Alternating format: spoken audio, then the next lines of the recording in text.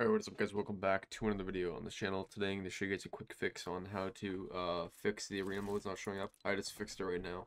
I don't know how to revert it, so that's the reason it shows them. But for you guys, if you guys are streaming this video, it should show just these modes right here, just canceled arena, and in the compete tab, it should not show it up here. It should just say like something's wrong with it, and you just have to like wait a little bit.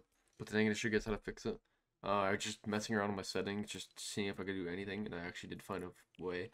So I noticed that in your game settings and your matchmaking region, it does say for every single region right here that you have 9,999 average ping. So I was like confused by that. I just like was messing around. I usually put on any East, but I just went to like any West or like Europe and stuff like that, and I just clicked on it, applied it, and these ended up showing up. And all you have to do is go in a different region, apply it, check if it's like happened, and just go back to your normal region, and it should be fixed. As you can see right there, I can play arena. But yeah, that's pretty much all you have to do. Hope you guys did enjoy this video. If it did help you, make sure to leave a like and subscribe, and we will see you in the next one. Peace out.